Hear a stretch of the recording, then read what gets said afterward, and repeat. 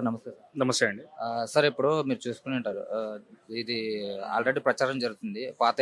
పాత రిజర్వేషన్ లాగే ఈ ఎన్నికలు అనేది నిర్వహిస్తామని చెప్పడం జరుగుతుంది.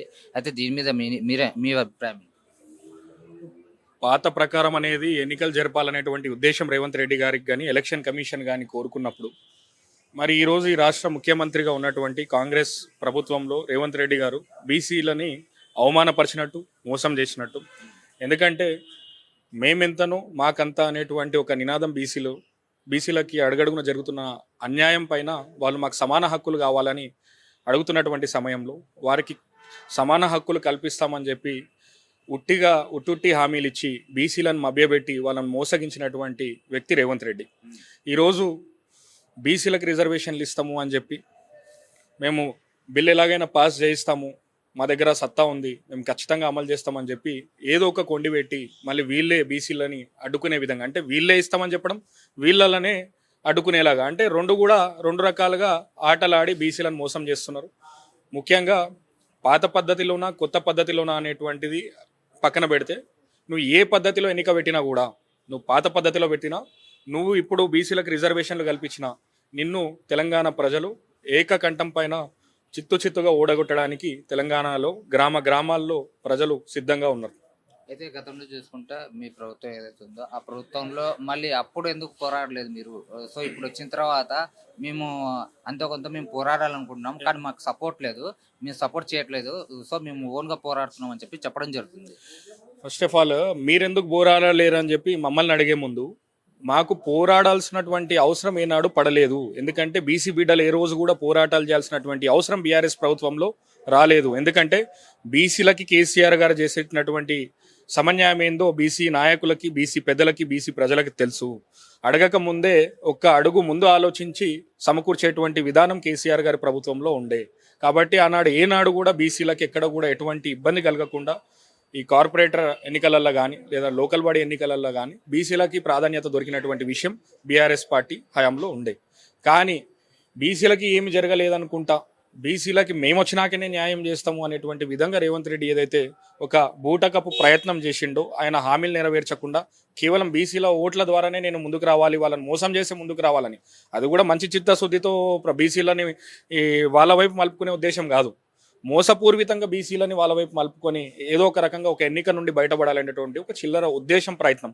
ఈరోజు మేము అందరము కొట్లాడుతున్నాం, వాళ్ళు సహకరిస్తలేరు అంటున్నాం. బీసీల కోసం ఎప్పుడు కూడా ముందుండి బీసీల యొక్క మంచి కోరినటువంటి వాళ్ళల్లో కేసీఆర్ గారిది మొదటి అడుగు ఉంటుంది. ఎప్పుడైనా ఓటుకు నోటు కేసులో దొరికిన దొంగ, బ్యాగులు మోసే దొంగకి కేసీఆర్ గారి గొప్పతనం కానీ, కేసీఆర్ గారి 9 సంవత్సరాల తెలంగాణ రాష్ట్ర ప్రభుత్వంలో బీసీల కోసం కేసీఆర్ గారు చేసింది కానీ ఈ దొంగకి తెలియదు.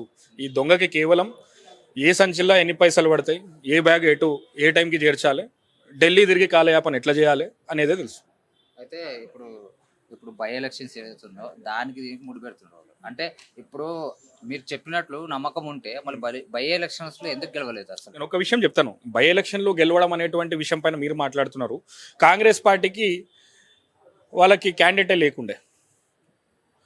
కాంగ్రెస్ పార్టీలో సంవత్సరాల తరబడి పార్టీ కోసం త్యాగాలు చేసి పనిచేసిన జూబ్లీహిల్స్ కార్యకర్తలను పక్కన పెట్టి ఎంఐఎం పార్టీ నుండి పోటీ చేసినటువంటి ఒక నవీన్ యాదవ్ అనేటువంటి వారిని, శ్రీశైలం యాదవ్ గారి కొడుకుని, అక్కడ లోకల్లో అంతో ఇంతో సానుభూతి పరంగా 3 సార్లు ఎన్నిక ఓడిపోయి సానుభూతితో ఇండిపెండెంట్గా కూడా 20,000 ఓట్లు తీసుకున్నటువంటి వ్యక్తిని ఎప్పుడైతే ప్రభుత్వం తన హామీలను నెరవేర్చలేదో, ప్రభుత్వం పైన తీవ్ర వ్యతిరేకత తెలంగాణ ప్రజల్లో ఉన్నదో, ఆ వ్యతిరేకతను ఇన్క్యాచ్ చేయడం కోసం వాళ్ళ సొంత పార్టీ అభ్యర్థి కాకుండా బయటకెళ్ళి ఒక అభ్యర్థిని తీసుకొచ్చి ఎంఐఎం పార్టీకి చెందినటువంటి ఒక నవీన్ యాదవ్ గారిని తీసుకొచ్చి కాంగ్రెస్ పార్టీ టికెట్ ఇచ్చి గెలిపించుకున్నారు. ఆ గెలుపు నవీన్ యాదవ్ గెలుపు. రెండోది, బీఆర్ఎస్ పార్టీ ఎందుకు గెలవలేదనేటువంటి మాట మాట్లాడుతున్నారు. బీఆర్ఎస్ పార్టీకి ప్రజలు ఇచ్చిన మ్యాండేట్ అర్థమైంది. ప్రజలందరికీ కూడా ఈ కాంగ్రెస్ వాళ్ళు ఏమన్నారు, బీఆర్ఎస్ లేదు, ఇక ఖతం అయిపోయింది, ప్రధాన ప్రతిపక్షం అనేది లేకుండా పోయింది అన్నారు. కానీ 50,000 ఓట్లకు పైచిలకు ఓట్లు తెచ్చుకొని ప్రధాన ప్రతిపక్షం కాదు, వీళ్ళని ఎదుర్కోవడానికి బీఆర్ఎస్ సిద్ధంగా ఉంది అనేటువంటి నినాదం మాత్రం బీఆర్ఎస్ పార్టీ ఇవ్వగలిగింది. రెండో దానికి వస్తే ఆయన గెలిచింది 25,000 ఓట్ల మెజారిటీ. ఆ 25,000 ఓట్ల మెజారిటీ ఎలా వచ్చిందనే దానికి ప్రజలకి సమాధానం తెలుసు. ఏ రకంగా ఎలక్షన్ కమిషన్ని గుడ్డిగా వాళ్ళు మభ్యపెట్టి ప్రిసైడింగ్ ఆఫీసర్లను బెదిరించి పోలింగ్ బూత్లను క్యాప్చర్ చేసి భయభ్రాంతులకు ప్రజలను గురి చేసి రిగ్గింగ్ నిర్వహించడంలో వీళ్ళు కీలక పాత్ర పోషించారు. వీళ్ళకు ఒక రిగ్గింగ్ పార్ట్నర్ కూడా ఉన్నారు. ఓల్డ్ సిటీలో 7 నియోజకవర్గాలు గెలిచినటువంటి ఆ పార్టీ మద్దతుతోనే ఈ రోజు వచ్చిర్రు. అంటారు కదా పందులు గుంపులుగా వస్తాయని చెప్పి.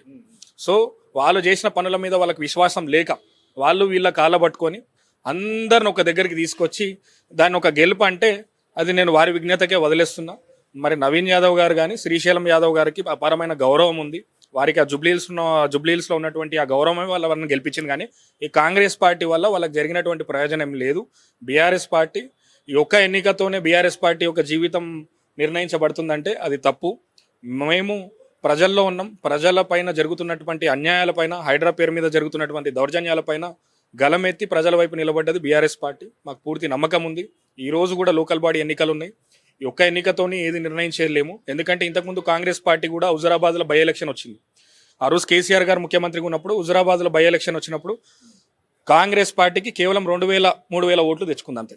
2,000-3,000 ఓట్లు. మళ్ళీ వాళ్ళు ఈరోజు మాకు ప్రధాన ప్రతిపక్షం గురించి మాట్లాడుతున్నారు, హోదా లేకుండా చేస్తామని చెప్పి. ఆ రోజు మీ కాంగ్రెస్ పార్టీ 2,000 ఓట్లు తెచ్చుకున్న మీ ముఖం ఎక్కడ? ఈ రోజు మేము ప్రజల్లో ఉండి 50,000 ఓట్లు తెచ్చుకున్న మేము ఎక్కడ? సో నక్కకి నాగలోకానికి ఉన్న తేడా ఉంది. కాబట్టి మీకు మాకు పొంతన లేదు. మీరు ఏ రకంగా మోసపూరితంగా రేవంత్ రెడ్డి బీజేపీ టీడీపీ నాయకుడికి వచ్చి కాంగ్రెస్ని క్యాప్చర్ చేసి ఎట్లయితే ముఖ్యమంత్రి అయిందో అది కాంగ్రెస్ గెలుపు కాదు.